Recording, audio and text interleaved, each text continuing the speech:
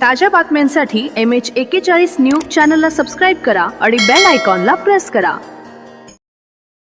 नशेच्या विळख्यात अडकलेल्या मालेगावच्या तरुणाईसाठी निर्णायक दिवस 14 फेब्रुवारी रोजी नशामुक्त मालेगाव अभियानांतर्गत भव्य जनप्रबोधन कार्यक्रम. मालेगाव शहर आज एका अत्यंत गंभीर सामाजिक संकटाला सामोरे जात आहे. अंमली पदार्थांचा वाढता प्रादुर्भाव, कोट्यावधी रुपयांचे MD ड्रग्ज, कफ सिरपचा गैरवापर, नशेसाठी होणारी चोरी, हिंसा आणि ओव्हरडोजमुळे उद्ध्वस्त होत असलेली तरुण पिढी ही केवळ बातम्यांपुरती मर्यादित बाब राहिलेली नाही, तर ती थेट प्रत्येक घराच्या दारापर्यंत पोहोचलेली वास्तव परिस्थिती आहे. आज दुसऱ्याच्या घरात घडणारी दुर्घटना उद्या आपल्या घरात घडू शकते. ही जाणीव आता प्रत्येक मालेगावकराने गांभीर्याने घेण्याची वेळ आली आहे. याच पार्श्वभूमीवर मालेगाव शहराला नशेच्या अंधारातून बाहेर काढण्यासाठी मानवाधिकार कार्यकर्त्या सोनाली पवार आणि मालेगाव पोलीस प्रशासन यांच्या संयुक्त विद्यमाने येत्या 14 फेब्रुवारी 2026 रोजी नशामुक्त मालेगाव अभियान अंतर्गत एक भव्य जनजागृती आणि कृतिशील कार्यक्रम आयोजित करण्यात आला आहे. हा कार्यक्रम केवळ भाषणांचा किंवा औपचारिकतेचा भाग नसून मालेगावच्या भविष्यातील पिढीला वाचवण्यासाठी उभारलेली एक ठोस चळवळ आहे. या कार्यक्रमामध्ये मालेगाव शहरातील नशेची सद्यस्थिती, त्याचे सामाजिक आणि आरोग्यविषयक परिणाम, तसेच प्रशासन आणि समाजाची जबाबदारी यावर सखोल आणि तथ्यपूर्ण मांडणी केली जाणार आहे. मालेगाव पोलीस दलातील अधिकारी, अंमली पदार्थ विरोधी कायदे, पोलिसांची सुरू असलेली कारवाई आणि नागरिकांनी कशी मदत करू शकते याबाबत थेट संवाद साधणार आहेत.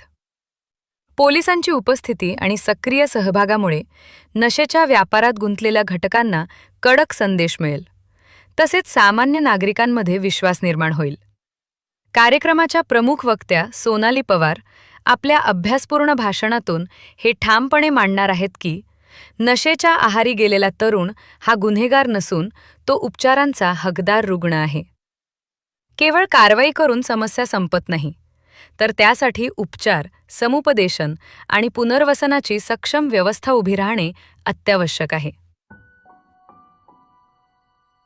10 लाखांहून अधिक लोकसंख्या असलेल्या मालेगाव शहरात आजतागायत एकही शासकीय व्यसनमुक्ती केंद्र नसणे ही गंभीर आणि दुर्दैवी बाब असून ही उणीव तातडीने भरून काढली गेली पाहिजे, अशी ठाम भूमिका या कार्यक्रमातून मांडली जाणार आहे.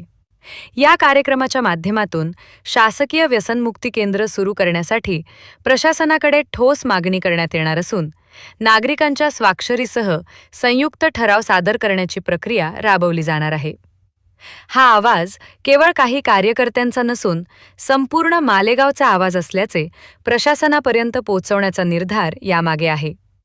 मालेगावमधील पालक, तरुण, सामाजिक संस्था, व्यापारी, शिक्षक, पत्रकार आणि प्रत्येक जागरूक नागरिकाने या कार्यक्रमाला उपस्थित राहणे अत्यंत महत्त्वाचे आहे. ही लढाई कोणत्याही राजकीय स्वार्थासाठी नसून आपल्या मुलांचे आयुष्य, आपली कुटुंबे आणि मालेगावचे भविष्य सुरक्षित ठेवण्यासाठी आहे.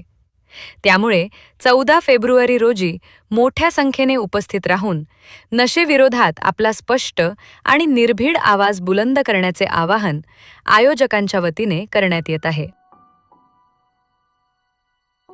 कार्यक्रमाचा तपशील. दिनांक 14 फेब्रुवारी 2026. वेळ सकाळी 8:30 वाजता.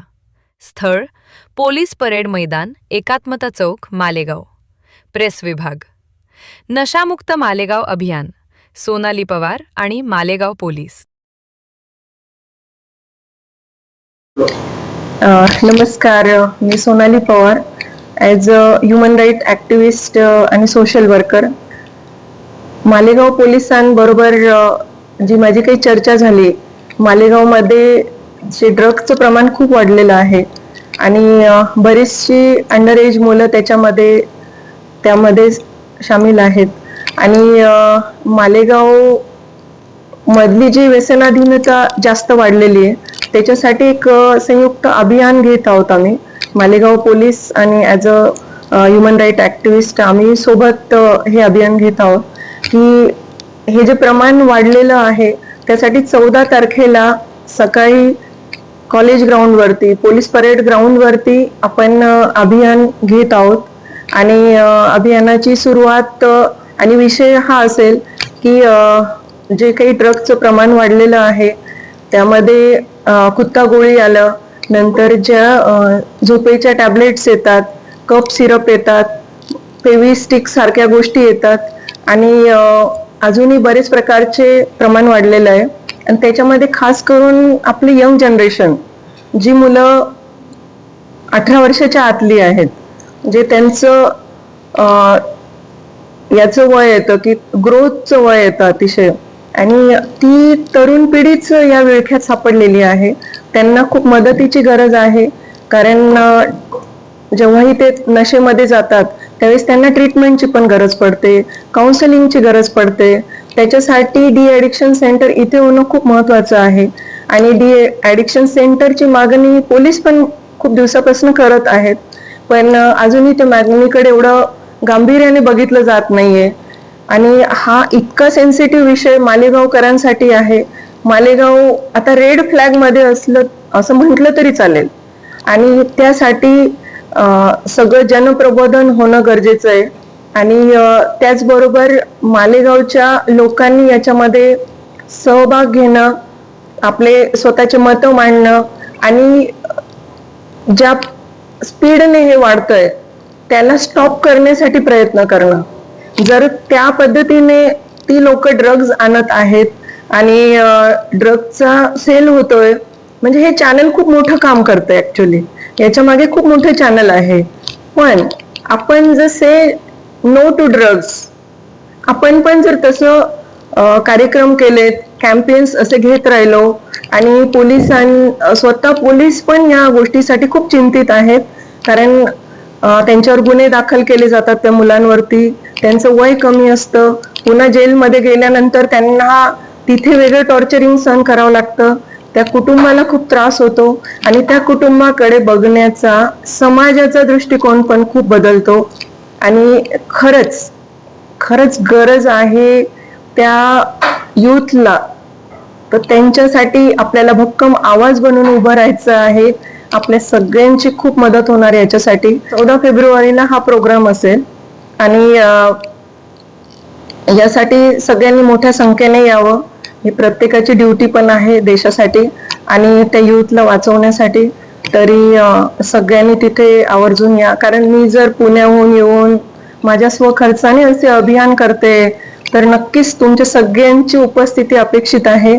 तर थँक्यू सो मच. आणि मी पुन्हा सगळ्यांना आवाहन करते की सगळ्यांनी पोलीस परेड ग्राउंड, एकात्मता चौक, तिथे मोठ्या संख्येने उपस्थित राहा. आणि 14 फेब्रुवारी सकाळी 8:30 वाजता हा प्रोग्राम असेल. सगळ्यांची उपस्थिती तिथे आवश्यक आहे. आणि मी अपेक्षा करते, जर मी पुण्याहून हे सगळं करू शकते तर नक्कीच तुम्ही इथे राहून सगळेजण येऊ शकतात आणि आपल्या मुलांचं भविष्य वाचवू शकतात, ह्या समाजाचं, या देशाचं पण वाचवू शकतात. तर सगळ्यांनी कृपया तिथे मोठ्या संख्येने हजर राहा आणि याच्यासाठी आवाज उठवा. थँक्यू. ताज्या बातम्यांसाठी MH41 न्यूज चॅनलला सबस्क्राईब करा आणि बेल आयकॉनला प्रेस करा.